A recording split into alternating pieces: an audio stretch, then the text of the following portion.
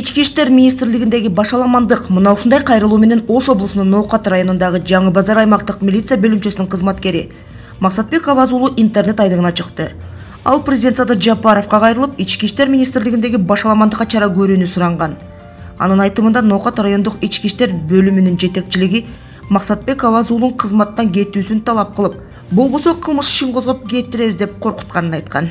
Бул адилеттүүлүк качан орнойт? Ички иштер министрлигинде качан орнойт? Качан бул нерседен арылабыз? Урматтуу Садыр Нуркожоевич, мен сизден бир нерсени суранып кетем. Бүгүнкү күндө мына МВД структурасында болуп жаткан мына беспределди токтотуп берүүнү суранам. Адилеттүүлүктү, мыйзамдуулукту орнотуп берүүнү суранам. Мен өзүм үчүн суранып аткан жокмун бул нерсени.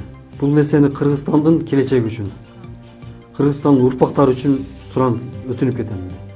Ички иштер бөлүмүнүн башчысы Талгат Өскөналиев министр Улан Ниязбековдун атын жамынып алып, мыйзамсыз талаптарды каалагандай коюп жаткандыгын айткан. Мындай көрүнүшкө бир эле Максатбек уулу Аваз гана эмес, жүздөгөн, миңдеген милиция кызматкерлери кабылып жатканын айткан. Анында Максатбек Аваз уулуна Жаңы Базар аймактык бөлүмчөсүнүн башчысы, тагыраагы видео кайрылуу кылган милиция кызматкеринин түздөн-түз жетекчиси Мурат Айтиевдин колу тийген. Андан оор жаракат алып ооруканага кайрылган. Учурда соттук медициналык экспертиза дайындалып, Ош облустук ички иштер башкармалыгынын тергөө кызматы жана ИИМдин ички иликтөө кызматы тарабынан текшерүү иштери жүргүзүлүп жатканы кабарланды. Белгилей кетсек, Ноокат райондук ички иштер бөлүмүнүн ишине ичи жылбаган жарандар буга чейин Нурпресске кайрылган.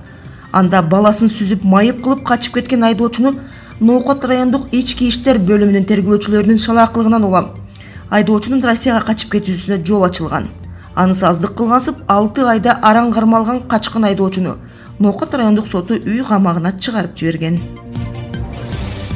Буга чейин Нурпресс Соклук районунун Төмөнкү Чүй айылынын 11 жаштагы тургунунун зордукталышы боюнча бир нече ирет маалымат берген.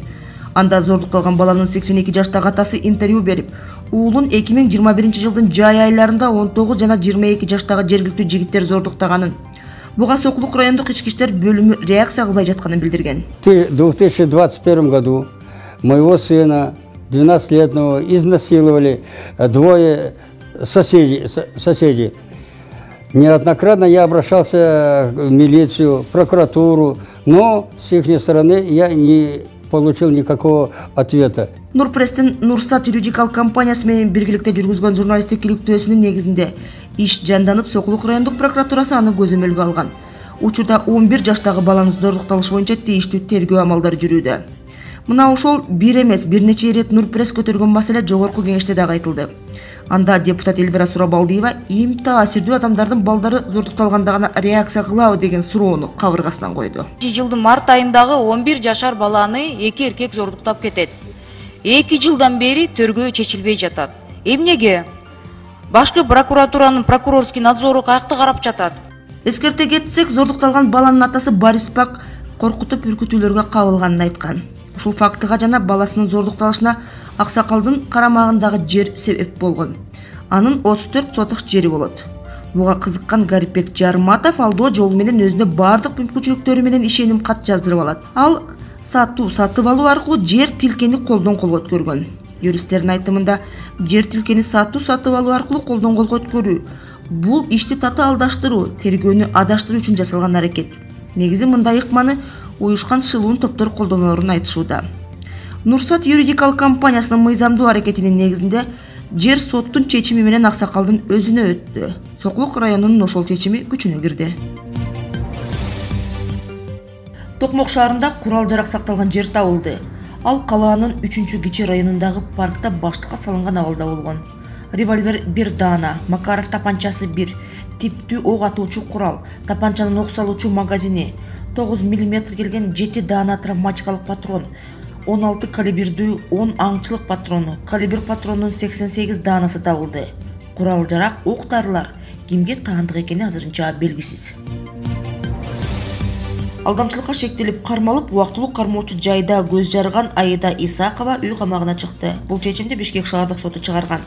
Аида Исаковага карата чыккан чечимдин аткарылышын анын баласы 14 жашка чыкканга чейин токтотулган. Райондук соттун калган чечими күчүндө калтырылды. Мыйзамга ылайык бала 14 жашка чыкканда аял же жаза өтөөдөн бошотулат, же жаза жеңилирээк түргө алмаштырылат.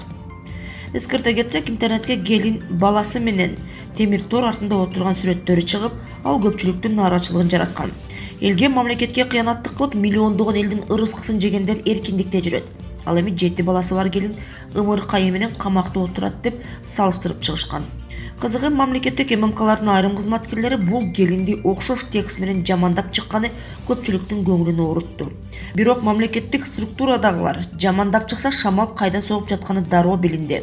Тагыраагы, келинге процентке акча бергендер же алардын ынактары катуу иштеди же иштеттирди.